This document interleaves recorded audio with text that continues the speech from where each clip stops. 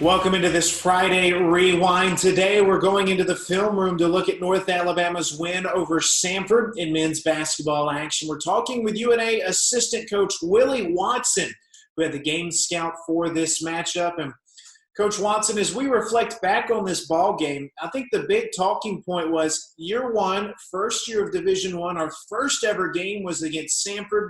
Samford won that one 91-74. Year two, gearing up for this game. I think a lot of people were looking at it from the aspect of how far has this program come.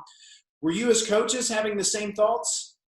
Most definitely. Most definitely. I think, as much as we try to put things like that, the little side stories on the back burner, I think we definitely looked into it, at least I did personally, as a measuring stick game, because like you said, this was the game a year prior that kind of got this whole thing started. So to come full circle, year two, and they're making a trip up to Flowers Hall, we felt like that would be a good measuring stick in terms of the improvement we have made as a program. So we was fired up for it. We was geared up for it. Let's go into the film room now and recap the win for North Alabama. We'd already played games against South Carolina and Indiana, a win as well at home against Carver. So, Coach Watson, we've played 3 games to this point. What do you remember about the pregame preparation? For one, I think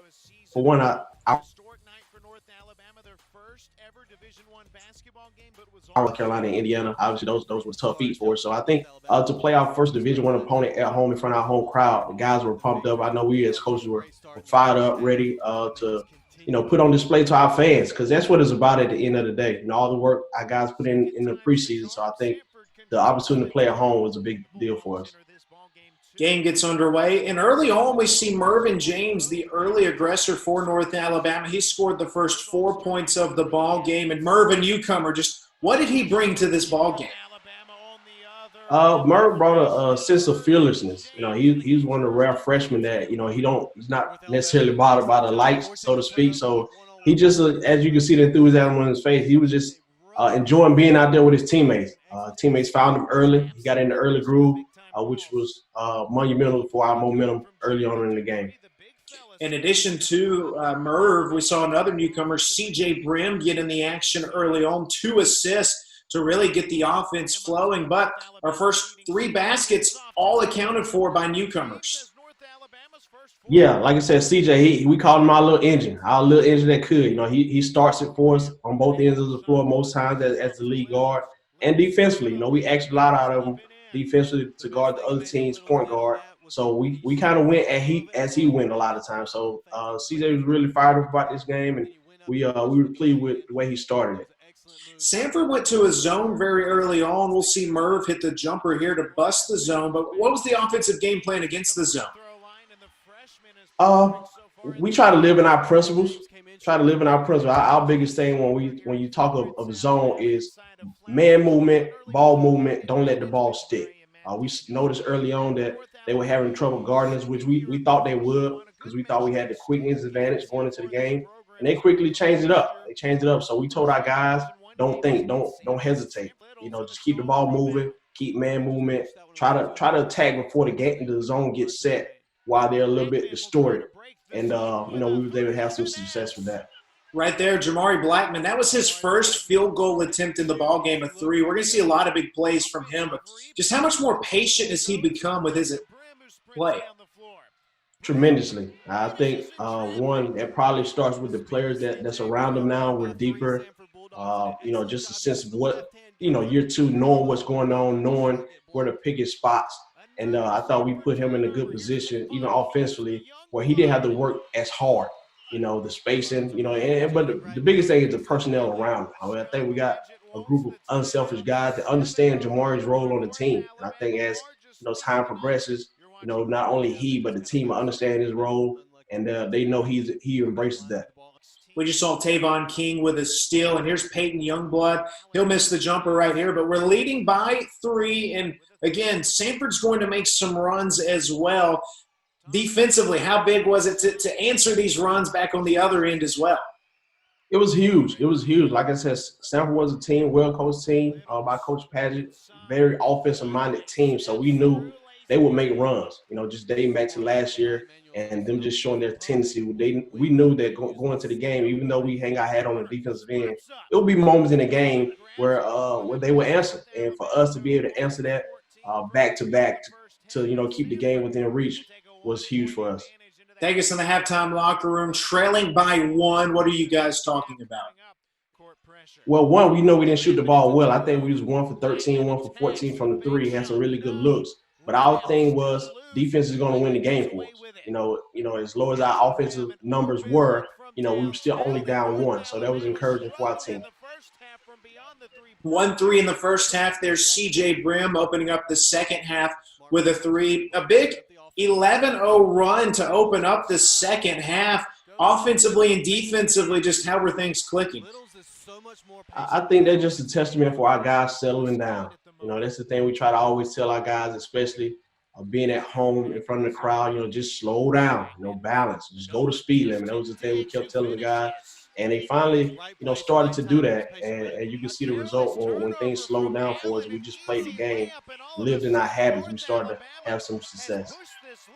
We'll see the lead get stretched out to 11. And let's talk about the defensive effort. Samford went nearly 4.5 minutes without a field goal to open up this second half. What did you guys like about the defensive possessions? Again, starting to play to our identity. We had a game plan going into it in terms of the way we wanted to play certain personnel, certain actions, and we started to settle into that. And I think you saw that, but it all starts with us being disruptive. Offensively, we knew Samford was a really, really well-oiled machine offensively, and we knew the only way to kind of distort that was we had to be disruptive and knock them off their rhythm. So the guys started doing that, and you see the results of that.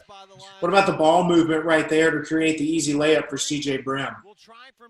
For sure, that's one of our calling cards. Offensively, we always tell our guys to share the ball. That's one of our pet peeves offensively, is to be selfish, unselfish, find an open guy, and just continue to play within the advantage. And you do that by ball movement. So when you, Samford, would make some runs down 11, and they trim it to 5, a big 3 from C.J. Brim. And again, C.J. just kept coming up with big plays. No doubt about it. He makes big plays at big moments, and I attribute that a lot, as you said earlier, to the ball movement. Our spacing on the floor was really good at that moment and found C.J. for an open look. Again, Mervyn James, goaltending call. We'll come back and see Merv with a jumper right here. But almost halfway through the second half, you've got the lead. What are you guys talking about at this point? Just being consistent, man. Just don't reinvent the wheel. Understand what got us to this point. Obviously, start with on the defensive end and just being well-balanced offensively. Playing within ourselves, everybody knowing their role, not trying to play any hero ball. Just be consistent and let the game come. All right, here comes the big run from Samford, the 3 right here, followed by a UNA timeout. What's going through the bench's mind as you coaches are discussing that they pulled this into a one-possession ball game? Yeah, like the game is a game of ebb and flow. We know it's ups and downs. Our biggest thing right there is, man, just listen, get back to our principle, guys. That's a part of the game. That's a part of Division I basketball. Guys not going to lay down. They're going to compete to the very end. So expect that, embrace that. But obviously, just stay within our principles, and we'll be fine. And again, it's Jamari Blackman when we need to play the most coming up for us. As always, we trust him a lot. We put the ball in Jamari's hand, and he came through in the clutch for us. Again, Jamari Blackman, this is going to be a big three-point shot. And all season long, it just felt like he had a knack for hitting these big ones. He did. He stepped up big for us. Samford went zone right there, so it kind of got us out of whack. But we trusted. We had a good play call for it, and Jamari got an open look and knocked it down. Tough jumper right there to tie the ball game up. And you can't really do anything but tip your hat to them right here. But again, here's C.J. Brim. Take us through this play right here. This play right here, it was the zone, so we just got some movement. And obviously with our space, like I said, I thought we had an advantage with the quickness. Was able to get the ball to CJ in a closeout situation. He made a good read, made a good attack, and finished at the rim. Again, ball movement in a one-point ball game. 4 guys touched the basketball right there. How much do you guys enjoy seeing that as coaches? Oh, that's music to our ears, man. That's the thing we harp on from day to day. We try to ingratiate it into our team offensively, make sure we got that habit, and to see it on display in a crucial point of the game, that's very rewarding as a coach. Again, UNA kept finding answers for Samford. And here's Peyton Youngblood with a great step through the lane. Again, start our ball movement, as you can see. We spaced the floor, and we was able to get into those creases because we got Samford so spread out. So we was able to exploit them with that. Jamari Blackman with some free throws to ice the ball game. Samford's going to run the clock out right here. So, Coach Watson, last year a 17-point loss. This year a 6-point win. As coaches, just how satisfying was this win in the locker room afterwards? We were ecstatic, to be honest with you. Like I said, it's, what I said to start the segment was it was a measuring stick game for us. Like I said, as coaches, sometimes I think we try to be so stoic and feel like, but underneath, man, it was very rewarding. And to do it in front of our fans and for our players, to see that you can actually see, the things that we talk about, Coach will talk about on a day-to-day basis, it's starting to show up on the scoreboard now. And to have a kind of apples to apples comparison, meaning the same exact team we played a year ago, that was rewarding. That was rewarding for our players, for our staff. I know we were happy. And hopefully our fans and administrators, they understand, what big a jump there was for us and on our second year of Division I. A big win for North Alabama over an in-state school as well. Coach Watson, thanks for reliving the Samford win with us. Thank you, man. Anytime.